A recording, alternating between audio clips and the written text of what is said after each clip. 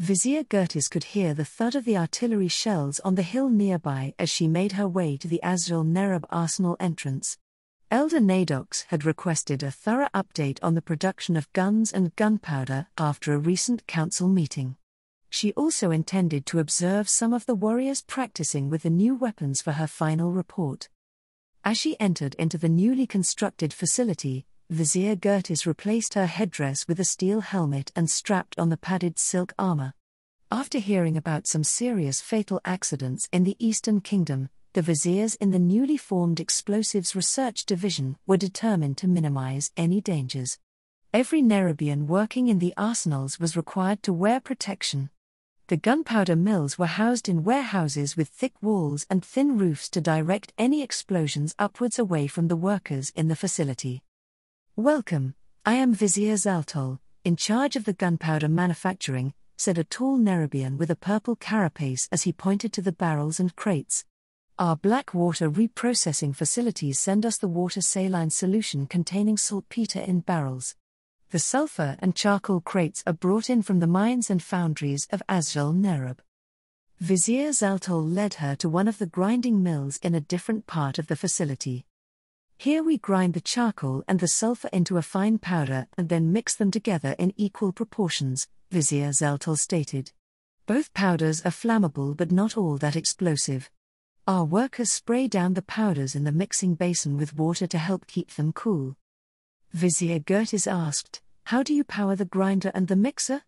I can see that you are using pulleys to turn the heavy grindstone and mixer propellers." Vizier Zaltol pointed to the capstan connected to the ropes going through the pulleys and answered, "The capstan is turned by an underground river below us. Some of the other gunpowder factories use windmills to power the operation as they do not have access to flowing water." Leading her behind a thick wall divider, Vizier Zaltol carefully pointed to trays full of water with a thin layer of white crystals on them. "This is the most dangerous part of the operation. We prefer to evaporate most of the saline solution containing saltpeter here before mixing it with the charcoal and sulfur powder." Vizier Gertis looked in fascination at the mixer next to the trays. "I see that you mix the saltpeter solution with the charcoal and sulfur to make this paste mixture here. What are the proportions that you use?" Viziers in the Technology Research Division have worked out the safe but effective mixture of gunpowder is 3 parts of saltpeter to 1 part of the combined sulfur and charcoal powder, Vizier Zaltol answered with a pleased expression. "We discovered that the mixture used by the Eastern Kingdoms contains too much charcoal." Vizier Gertis made a few notes for her report and then walked past another thick dividing wall. This room contained a metal wheel with teeth that cut through the gunpowder paste. The room was bare with no silk matting on the stone floor.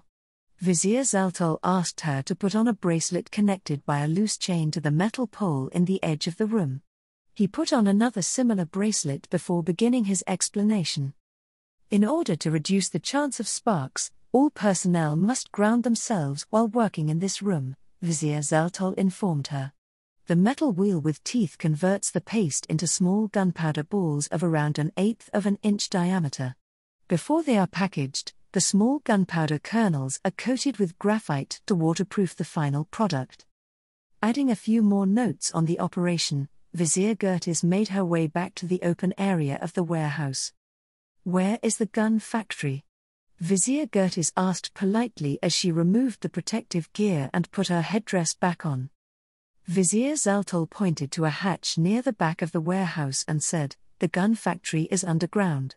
There is a metal chute under the hatch to transport the processed gunpowder into the factory. The main entrance is just outside the warehouse. Vizier Nejar is in charge of the operations there." Vizier Gertis nodded as she walked out the warehouse back into the cold Northrend air. The entrance to the underground gun factory was guarded by 2 Nerubian warriors with spears. At her approach, they examined the credentials she had been given by Elder Nadox and opened the heavy steel doors to the cavern. There was a deafening sound of rhythmic metal striking on metal all around her as she was greeted by Vizier Nejar. "My apologies for the noise," Vizier Nejar shouted over the sound of the factory and pointing to the room with wide glass windows overlooking the factory floor. "We should go to the office, as it will be easier for us to speak clearly there." When Vizier Gertis and Vizier Nejar arrived in the office and shut the door, the sounds of the foundry were finally muted enough to hold a conversation. Vizier Nejar pointed out the window to the foundries and said, "We are producing 3 types of gunpowder weapons for mass production for the regiments of Azul Nerub. The rifle, cannon, and mortar designs are all based on the sample gunpowder weapons found in Lordaeron." Vizier Gertis nodded and pointed to a quieter portion of the facility separated from the foundries by thick walls and asked, "What goes on in that section of the facility?" "We produce the bullets and shells for the guns and artillery in that section," Vizier Nejar stated. "We create a waterproof silk packet with standardized gunpowder amounts and a metal bullet or shell. This innovation has improved the rate of fire by reducing the steps needed to reload the weapons." "Would it be possible to examine the weapons?" Vizier Gertis asked. "I noted that there is a gun and artillery range as a part of this facility." Vizier Nejar nodded and led Vizier Gertis over to a door that led back up to the surface. They made their way back to the surface where squads of Nerubian warriors were training with rifles and artillery. "As a vizier, I can provide the rationale for any technical aspects to the design," Vizier Nejar said, while beckoning to a powerful Nerubian warrior observing the squads with discerning eyes. "However, Warrior Ulox would be better equipped to explain the more practical aspects of using these weapons." Warrior Ulox came over with the standard Nerubian rifle and bandolier with bullet cartridges. After introductions, Vizier Nejar and Warrior Ulox started by showing off the rifle and pointing out all the features. "The rifle is 5 feet long with a rifled bore of about 5/8 of an inch, Vizier Nejar explained.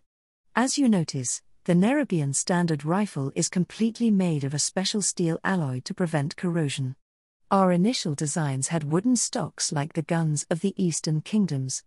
However, our experiments showed that the wood warped due to temperature changes and humidity."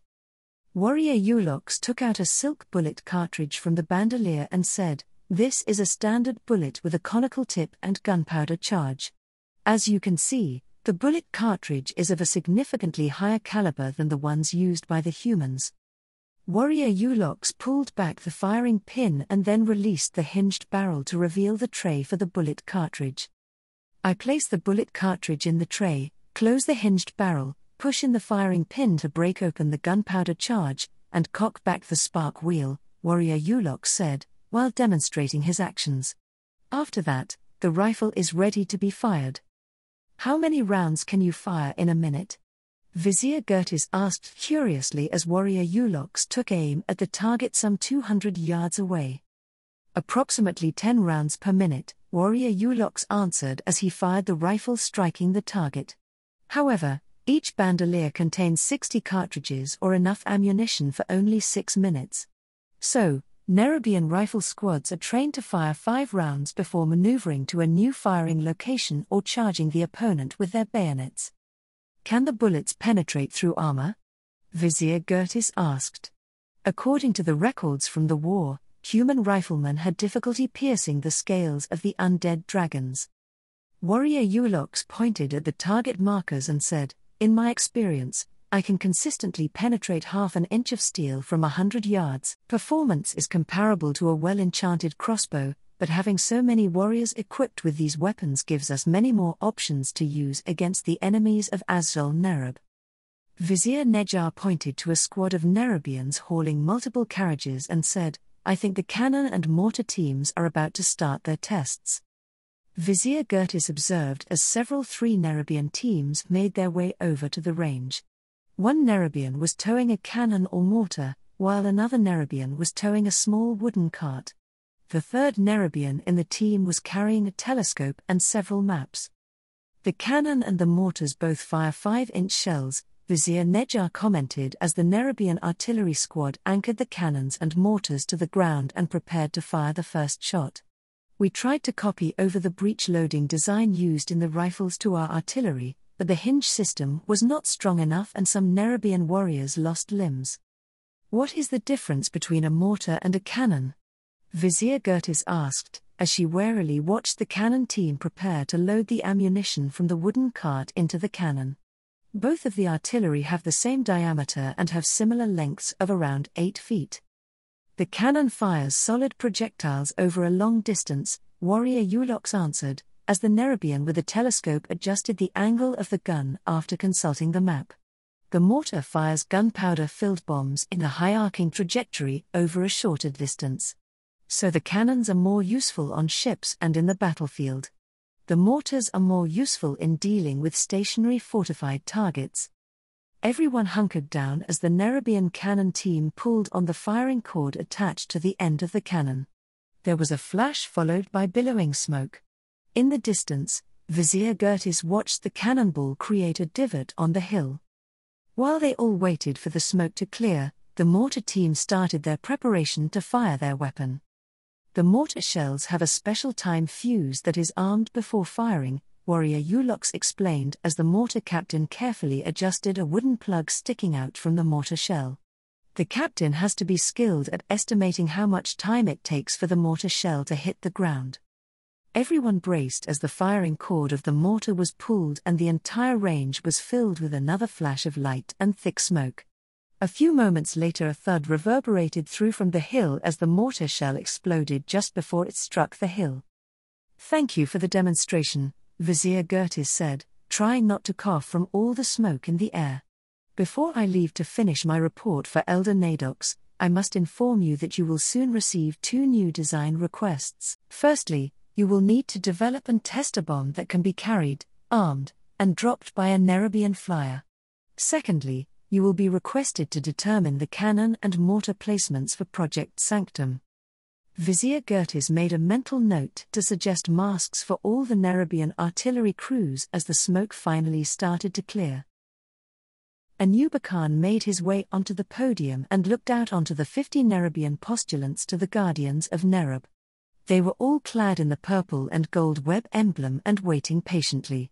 The High King had agreed that the Guardians of Nerub would only recruit from Nerubians who had already served the kingdom for 4 years. Young hatchlings needed to develop some experience dealing with ordinary citizens before learning to wield the light. Nerubians uncomfortable with commanding large numbers of soldiers or interacting with multiple patients would not be suitable paladins. Placing his massive scythe-like claws on either side of the podium, he felt his body start to glow with the light as he began his speech. New postulants of the Guardians of Nerub. Azrael Nerub faces a period of change greater than any in living memory. Our kingdom now includes exclaves on new continents. Our kingdom has new allies and must face new enemies.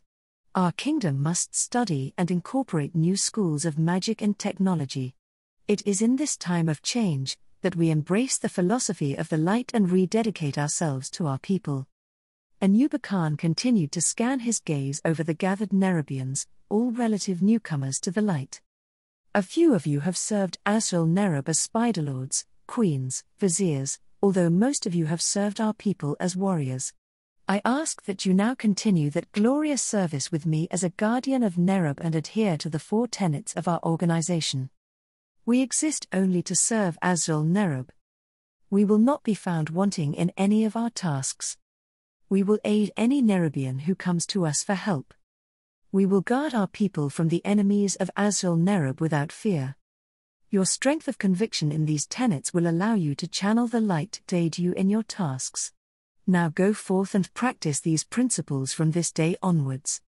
Anuba Khan was proud to see the 4 other Guardians of Nerub glowing with the light in response to his speech. The new postulants looked determined and inspired as they broke out into groups and were led to the training chambers by their teachers and captains. Every Guardian of Nerub, including him, was responsible for at least 10 postulants who would train for 2 years to channel and use the light. Afterwards, the newly graduated aspirants would apply their knowledge under supervision in missions assigned by the Council. After another 2 years as aspirants, the members of the Guardians of Nerub would finally become paladins. Anuba Khan led his postulants into his personal training chamber to inform them of their training schedule for the next 2 years. The training chamber contained a wide practice ring with several heavy enchanted silk sandbags in the corner. In the back, there were several sets of wooden racks to hold his armor and blunt training weapons. The walls were covered by the pennants of guardians of Nerub showing the gold web on purple. Turning to face the eager postulants, Anuba Khan started, "Today, I will demonstrate the 3 most common abilities used by paladins of our order. You will be expected to practice these abilities once you can consistently channel the light."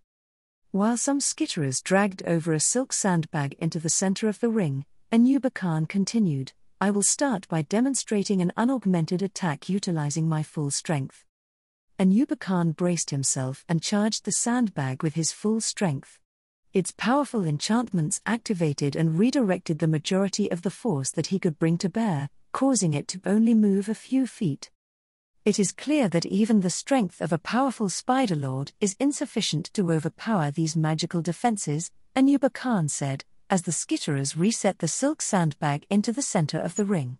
"Now I will strike the sandbag with a light-infused horn attack." He walked over into the ring and started to channel the light about his horn. With a very short dash he charged into the heavy sandbag, striking it with his glowing horn. The enchantments protecting the sandbag activated before the sandbag was flung cleanly out of the ring. "As you can see, light-infused attacks are extremely powerful," Anuba Khan said as he looked at the awed postulants. "The attacks also have the additional property of severely damaging any opponent using void magic. This is the most basic form of attack that you will need to learn in the training rings." Anuba Khan pointed to the back of the wall and commanded, "Postulant Mavir, start sprinting back and forth along the wall. I will channel the light to inspire and strengthen everyone around me." As Postulant Mavir started to sprint back and forth, Anuba Khan focused on his sense of service to the kingdom and felt his body start to glow with the light. Postulant Mavir began sprinting at a faster pace and with a more determined expression as the waves of light emanating from Anuba Khan reached her. "Come back over here, Postulant, and explain what you experienced when the waves of light reached you," Anuba Khan commanded. "My stamina improved remarkably when the waves of light reached me," Postulant Mavir answered. "I also felt my muscles become stronger and my mind more focused on my actions." Anuba Khan nodded and addressed the postulants. "This ability is particularly useful when you are commanding Nerubian warriors. As part of your training, you will visit the Nerubian warrior training facility and channel the light to inspire the warriors training there." Beckoning to the postulants, Anuba Khan started to lead them out of his training chamber and the halls of Guardians of Nerub to a Nerubian hospital. Here soldiers injured in training and during patrols, workers injured due to accidents, and generally sick Nerubians were waiting in orderly rows. Nerubian medical professionals walked between the rows taking notes on the type of injury or illness and the seriousness of the issue. Anuba Khan led the postulants into a chamber with the emblem of the Guardians of Nerub on the door. Once all the postulants assembled into the back of the chamber, he beckoned to the medical nurse outside for his first patient to be brought into the chamber. "The most useful ability involving the light is in healing people," Anuba Khan explained as he examined the crack on the Nerubian warrior's carapace. "As a guardian of Nerub, you will learn how to heal any damage to the carapace or cure a non-magical illness." He placed the tip of his claw over the crack and channeled the light into the injured warrior. The cracked carapace started to mend and fuse back together. After a few moments, the warrior was fully healed and discharged back to his duties. In the hands of an experienced paladin, some patients can be brought back from the brink of death, Anuba Khan said as the next patient was brought into the chamber. "As a part of your training, you will regularly work as a healer in the hospital." Channeling the light again to cure the sick Nerubian weaver of a mild fever and wrapping a glowing silk bandage about a blister on the face of his patient, he continued, "Some members of our organization are studying the use of light-infused silk as bandages. Once you become an aspirant, you may choose to participate in the research study." Anuba Khan observed the determined expressions among his postulants with pride. In another 2 years, the Guardians of Nerub would be ready to face the prophesied necromancer.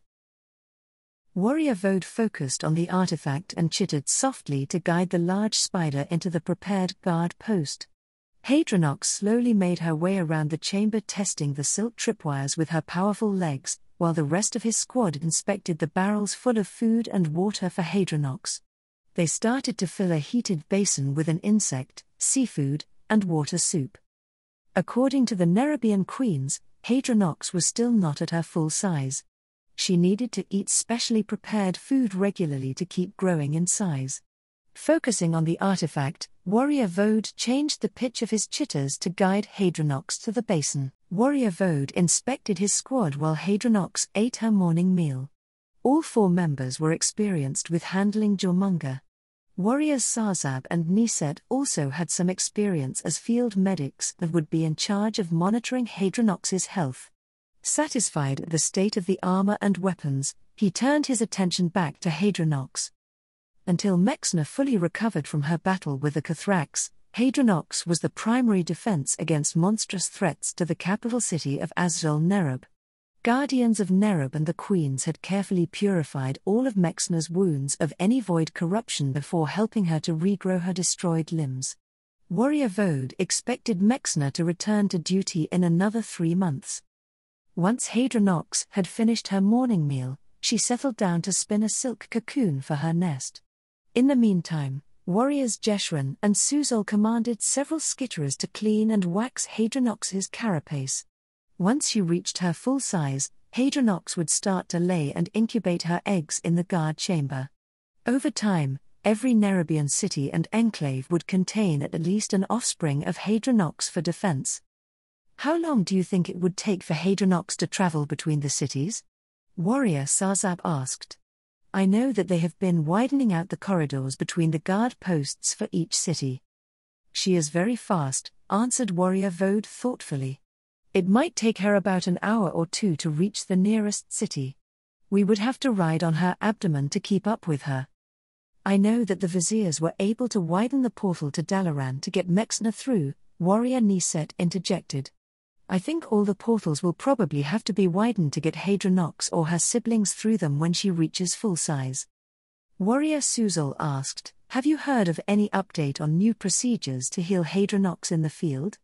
Last I heard, the council wanted to prevent another repeat of Mexna's injury. A guardian of Nerub will be assigned to our squad in about a year's time, Warrior Vode answered. Right now, there are not enough paladins in Azrael Nerub proficient enough to heal a creature the size of Hadronox on the battlefield. Feeling a wave of hunger from Hadronox through the artifact, he sighed as he signaled his squad to prepare her second meal. It had only been an hour since her last meal. Masruk waited nervously outside Queen Nizararit's chamber. Spider-Lord Seatsas had informed him that his morning training session was cancelled as he had been identified as a candidate for Project Emberscales. Masruk had asked his Spider-Lord supervisor for any information on the project, but he had been told that all information was classified. Queen Nizararit beckoned him inside and motioned for him to step into a ritual circle for a preliminary examination. Warrior Masruk, you have been identified as a potential candidate for the first member of a new caste, Queen Nizararit said, studying the readings from several artifacts connected to the ritual circle. Project Emberscales is one that aims to make use of the change in morphology experienced by Vizier Krivax due to a large infusion of draconic life energy. Masruk felt a surge of pride in hearing about the achievements of his clutchmate. He wanted to match up to Vizier Krivax's incredible service to the kingdom.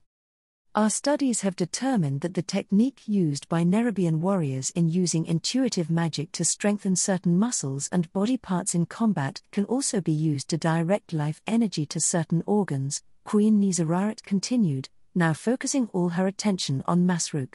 You will need to stay still for the next test. I will partially immerse you in an alchemical solution to study certain anomalies. Masruk tried to stay still as the cold alchemical liquid started to fill the ritual circle. He felt his limbs go numb as they were immersed in the yellow fluid and tried to suppress his instinctive fear of the unusual sensations.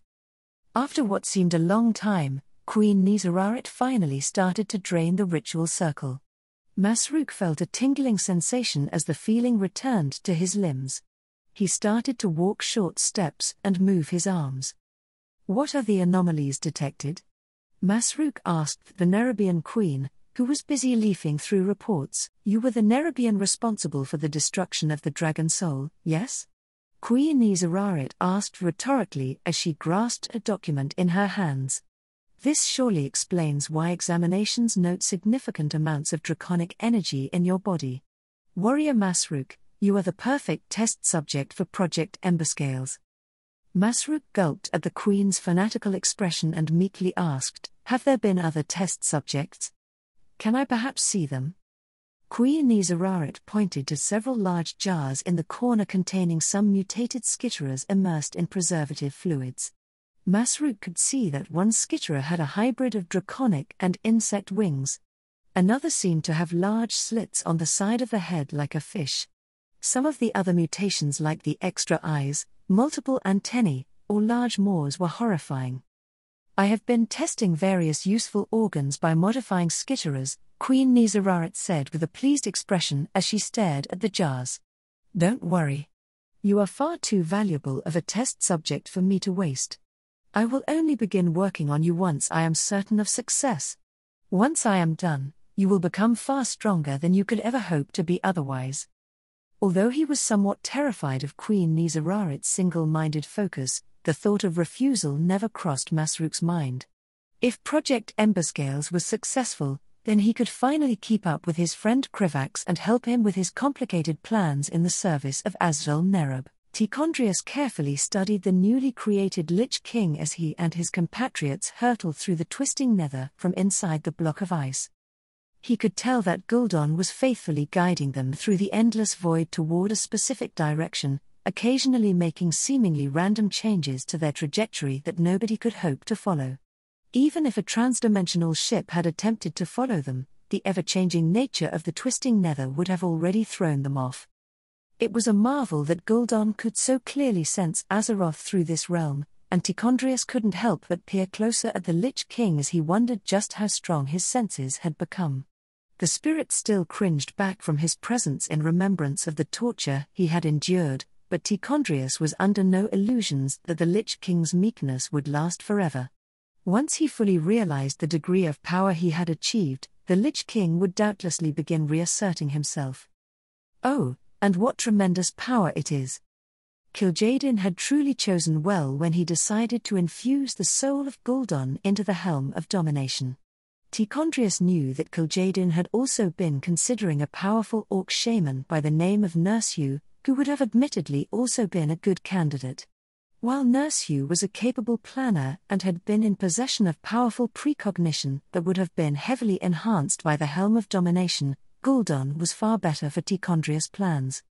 As the Lich King, Gul'dan would be far more brutally powerful and also far more vulnerable to manipulation. With his assistance, Tichondrius' mission to spread death across Azeroth would be far easier. A beautiful work of art, isn't he? Mal'Ganis' voice echoed through the telepathic link connecting the Nathrazim. "We've truly outdone ourselves in his creation, haven't we?" "The Lich King is a weapon fit to challenge even Azeroth," Tichondrius quickly agreed. He had seen and helped conquer many worlds, but the War of the Ancients had made it clear that Azeroth was fundamentally different. Although he will still need some time to accumulate his forces, before we can safely challenge that world's many powerful guardians. "I agree. That tiresome world has suspiciously grown more well defended at the exact time that we wish to attack." Mal'Ganis' voice was neutral, but Tichondrius could sense a hint of frustration through their link. It makes one wonder if it is truly a coincidence. The ongoing affairs of Azeroth were a topic of significant discussion among the Nathrazim as nothing had gone as planned. It had not gone unnoticed amongst the Legion that the aspects had become uncommonly active in recent times, almost as if they knew of the activities of the Burning Legion.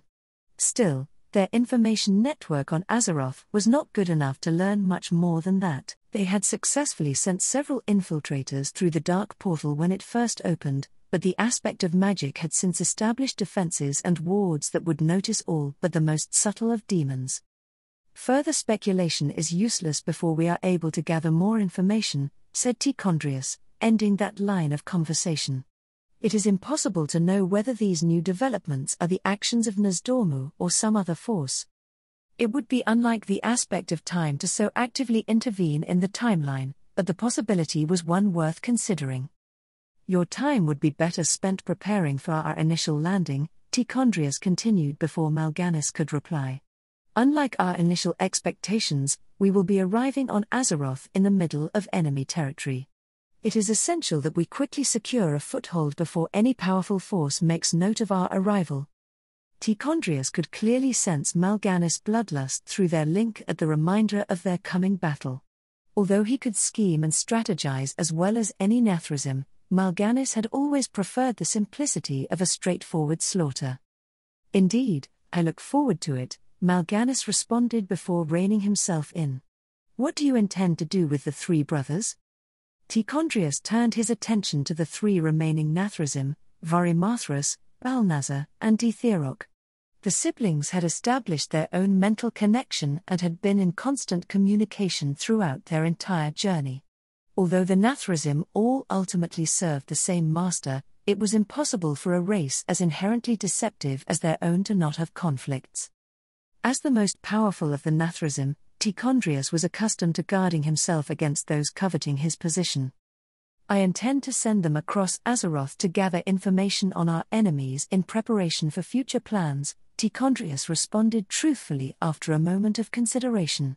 Once we have secured our stronghold and begun building our army, we will need to ensure our enemies are too distracted to focus on us. Azrael Nerub in particular had been identified as a troublesome variable. Tichondrius had only encountered a few other similar civilizations during his time with the Burning Legion, but they were always troublesome. Such an exceedingly collectivist race would be difficult to manipulate, and they would fanatically seek to destroy any threats to their people. It would have been preferable if they could destroy Azrael Nerub first and add them to the Lich King's forces without any outside forces intervening, but that was no longer possible. Fortunately, Kil'jaeden was far from a fool despite the erratic decisions he made whenever the Draenei were involved, and his new plan for the Lich King was truly quite cunning. Just as Tichondrius and Mal'Ganis were about to continue their conversation, they were interrupted by the feeling of Varimathras seeking entry into their mental link. What is it? Tichondrius asked once his fellow Nethrazim was allowed access. My apologies for the interruption, but I thought that you might like to know that we have almost reached our destination, Varimathras replied.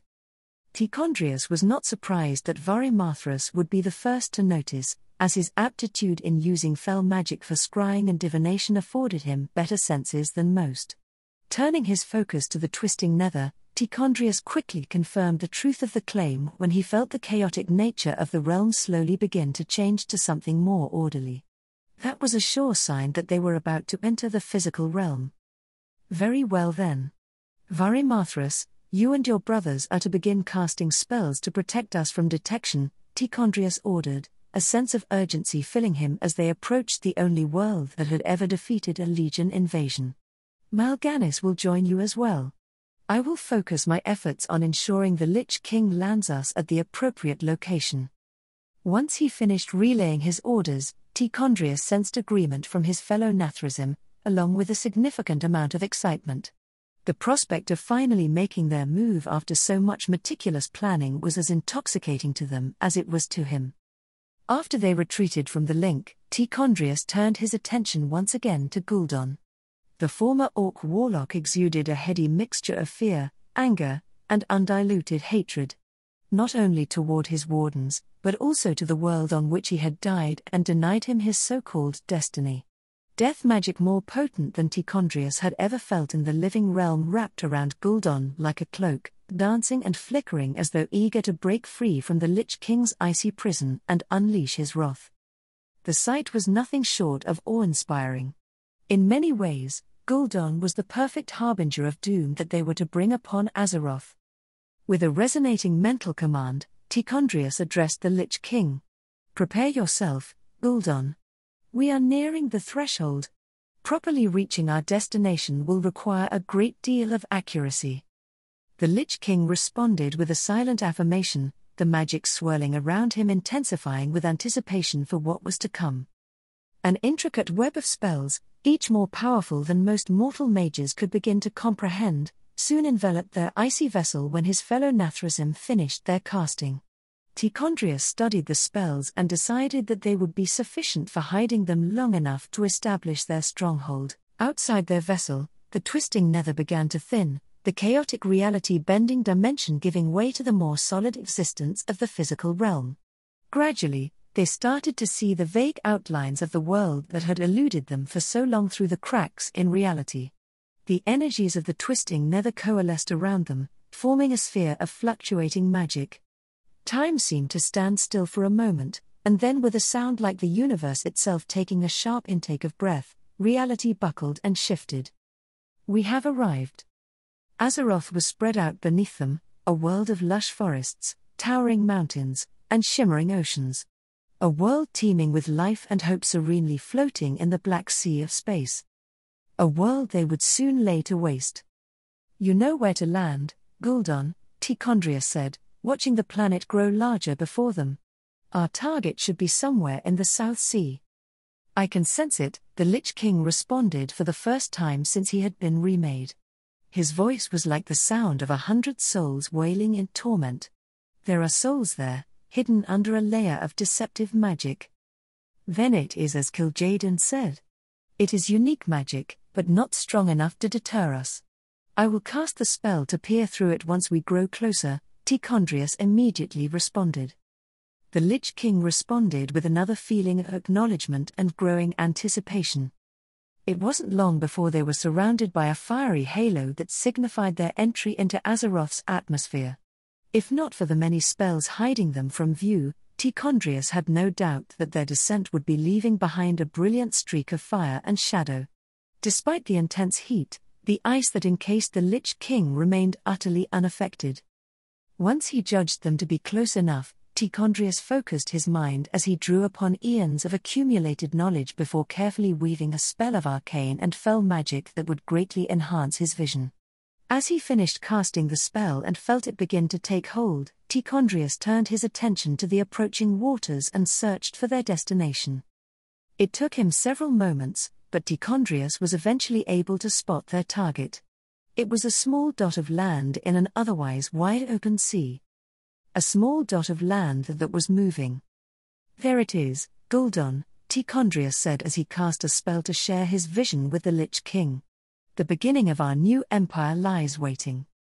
Tichondrius could feel Gul'dan begin to grow excited as the landmass came into view. Yes. I can feel them. So many lives ready to be ended. Ready to become my soldiers. Tichondrius felt a hint of amusement at how easily Gul'dan was distracted by the slightest hint of power. He was glad to see that the Orc's insatiable ambition had not been broken by their torture. It would make him both easier to manipulate and more dangerous to the defenders of Azeroth. Seeing that Gul'dan needed no more guidance, Tichondrius established a mental link with his fellow Nathrazim. Prepare yourselves. We will need to both slaughter the locals and take control of the creature as quickly as possible. The Nathrazim all signaled their readiness. Mal'Ganis in particular seemed eager to unleash his power on the unsuspecting mortals of Azeroth. As they drew closer, Tichondrius was soon able to make out more features of their destination. It was a verdant and peaceful island floating in the seas of Azeroth, filled with mountains and several large mortal buildings that blended perfectly with the surrounding nature. However, none of these features were the most interesting aspect of the island. No, that belonged to the being of unimaginable size on whose shell the entire island existed. It was an enormous turtle, at least several miles long and with eyes that shone with wisdom. Tichondrius could sense that the creature was intensely magical, and could one day become an entity similar to the wild gods that had fought the Burning Legion during their first invasion. However, its fate was not to be a defender of Azeroth. It was to become a mobile fortress upon which the Lich King could build an army that would upend this world. Not only would the creature allow them to ravage any coastal settlements to build up their forces, but its powerful soul would be able to fuel a very formidable concealment spell. So long as they constructed a barrier around its shell, they would even be able to delve beneath the sea and hide within Azeroth's massive oceans. The Lich King's armies would become an ever-growing tide of undeath capable of attacking anywhere and leaving before the defenders of Azeroth could organize a defense. Truly, Kil'jaeden could not have chosen a more perfect location. When they were close enough for Tichondrius to make out the sight of unaware mortals going about their meaningless lives, the behemoth seemed to sense their approach. It turned its gaze toward them, and for a moment, Tichondrius could see a hint of fear and surprise in its eyes. Unfortunately, he couldn't savor the moment for long before they crashed into the creature's back with the force of a meteorite. The impact sent a shockwave across the island, instantly decimating a portion of the lush landscape and gouging out a portion of flesh from the behemoth. Gul'dan was quick to release an overwhelming wave of death magic that spread out over the rest of the beast, causing the wound to rot and remaining plant life to wither. Tichondrius knew that everywhere on the island, any buried dead would be rising to kill the living as newly formed servants of the Lich King. The creature let out a bellow of anguish, shaking the entire island as it thrashed in pain. Now safe to do so, Tichondrius and the other Nathrazim emerged from the Lich King's icy prison, their forms shifting as they became physical once more. When he fully emerged, Tichondrius took in the scene around him. A river of rotten blood and flesh flowed from the wound that they had created, the once verdant landscape now a desolate wasteland withering under the Lich King's power. They had landed away from any mortals, but Tichondrius could already hear screams of terror and confusion in the distance from the indigenous mortals. The sound was a pleasant one, but Tichondrius had no intention of allowing himself to become distracted. Balnazar, Dtheorok, and Varimathras, I want you to prepare the ritual necessary to construct the barrier, Tichondrius ordered, speaking out loud now that they had no need for a mental link. The three brothers nodded and immediately began preparing the necessary ritual. Mal'Ganis, I want you to focus on killing the behemoth so that Gul'dan can raise the creature into undeath. I will focus on destroying any mortal resistance. Mal'Ganis grinned, his eyes shining with a dangerous light. As you wish. Turning to the rotting wound, Mal'Ganis released a stream of fell fire that ate away at its flesh, slowly creating a tunnel that would allow access into the beast's organs. Tichondrius nodded with approval before turning his gaze to the Lich King, whose icy prison was beginning to spread over his surroundings. Gul'dan, continue to raise any who die and kill any remaining plant life, said Tichondrius, as he began making his way toward the nearest concentration of mortals. It won't be long before any mortal resistance begins to starve and this entire island falls under your control. I will of course help them along. With pleasure. As he swung his staff into the skull of another ravenous undead, Chen Stormstout hoped with all his might that everything he was seeing was a horrible dream. He hoped that he was truly just sleeping somewhere in an alcohol-induced haze. If he could just wake up to discover that everything he had seen was not real, then Chen Stormstout would be willing to swear to the august celestials themselves to never drink another drop of alcohol. He would become the most dutiful disciple that Master Shang Zai could ever hope for and dedicate his life to the betterment of his people. Anything, if only he could wake up from this nightmare. But as another wave of undead surged toward him, Chen had to accept that he was not dreaming. It had been several hours since he had been suddenly awoken by a cataclysmic shaking and the deafening sound of Shenzhen Su wailing in agony. Before Chen could understand what was happening, a tide of magic more evil than anything Chen had ever encountered passed over the island. It caused him to feel sick to his stomach as the Peiwu forest, where he had fallen asleep, began to wither and die all around him. Then, the dead began to rise. Generations of Pandaren who had peacefully been laid to rest on the back of Shenzhen Su were now rising from their graves. Their rotting flesh and vacant eyes were a grotesque mockery of the life they once held. Worst of all, they were not mindless. Whatever evil entity resurrected and controlled them showed coordination as the undead spread out to and attack the living. Their numbers kept growing in size as each innocent life was taken. Unable to believe his eyes, Chen had immediately grabbed his staff and helped escort as many civilians as he could to the Temple of Five Dawns. From there, Master Shang Zai had begun to organize a defense and prepare an expeditionary group to search for the source of the calamity that had befallen them. Until the voice of Shenzhen Su himself echoed across the island. Children of Lu Lang, I have been struck by an entity of unimaginable evil and power, the great turtles had said, his exhausted voice in so much pain that it hurt Chen to even listen to it. "They seek to kill me. They seek to raise me into undeath. I fear that I am dying. You cannot resist. Flee before it is too late." Thinking back on that moment, Chen Stormstout wished that he had listened. He and several of the other disciples rebelled in outrage when Master Shanxi proclaimed that they would be abandoning their home on the backs of their dragon turtles. Instead, they had organized a group to find the source of this evil and destroy it. They had made significant progress on their way to the Wood of Staves where the vile entity was located. That changed when an enormous, furless being with bat-like wings and curled horns emerged from the tide of undead and began slaughtering them like animals. Every one of their attacks was either blocked by impenetrable barriers or managed to strike only illusions before the creature retaliated with terrifying magic and monstrous strength. Now, the half of them that had survived were running for their lives after Elder Shapai stayed behind to delay the creature. Stormstout. Chen was pulled from his thoughts as a fissure of earth opened beneath the approaching undead before swiftly crushing them. Chen turned to see his fellow disciple, Strongbow, destroying undead one after another with strong fists. "Now isn't the time to daydream, you fool." "Right," Chen managed to say, pushing back the rising despair as he spotted another group of undead. Quickly channeling his chi, Chen opened his mouth and released a stream of fire that incinerated the approaching abominations. A few of the undead monks managed to agilely leap over the flames, but they displayed only a fraction of the martial arts skill they had possessed in life, and Chen was soon able to destroy them. After he dodged beneath the fist of the last undead, a fellow disciple he had shared drinks with just a few weeks ago and crushed their skull with his staff, Chen turned to his surviving allies.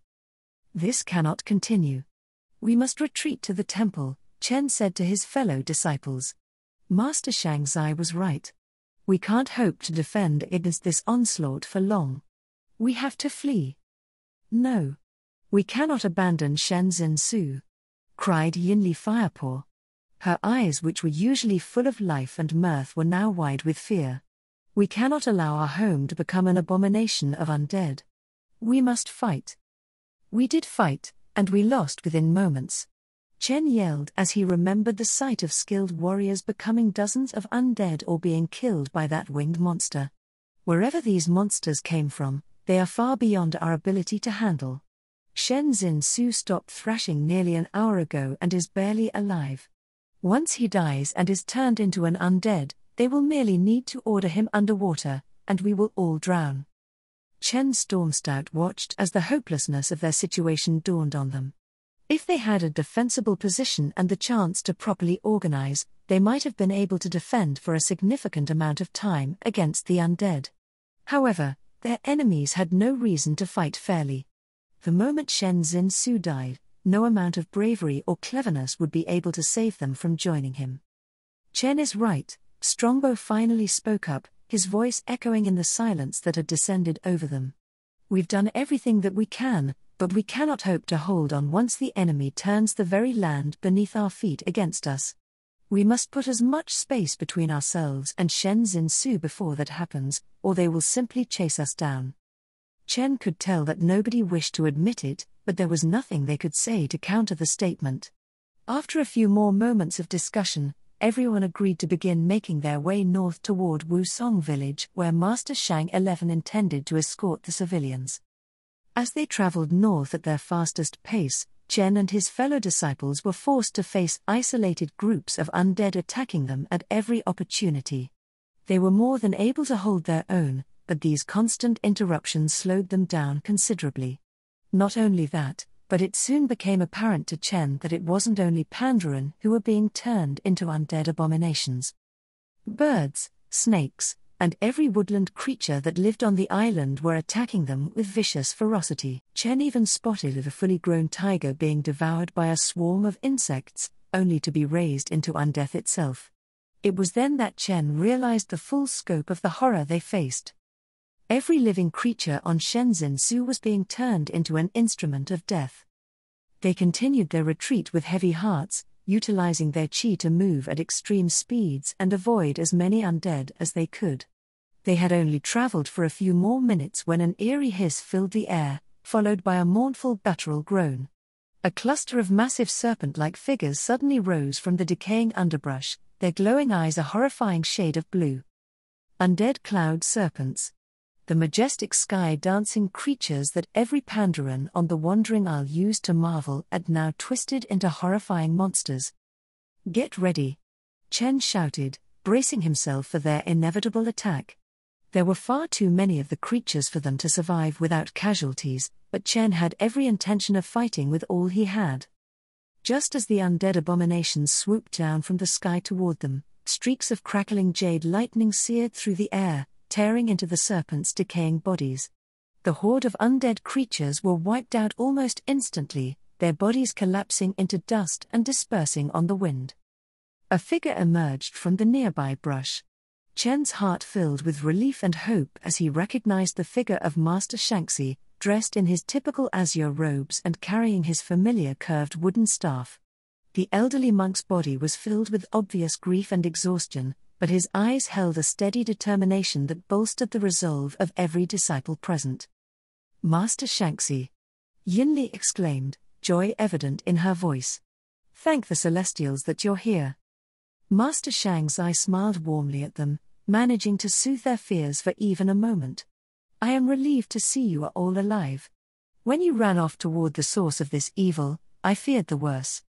"I'm relieved to see you too, Master, but we must leave at once," said Chen, urgently interrupting their reunion.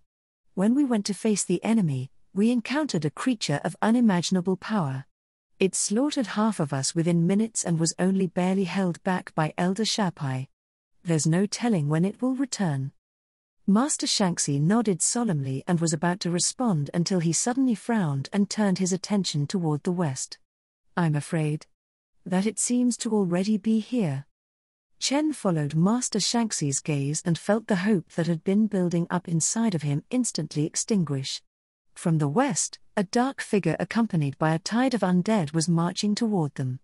It was the same creature that had decimated their group earlier, with its monstrous size and towering wingspan standing high above the undead following its path. "We have to run," Strongbow urged, panic seeping into his voice.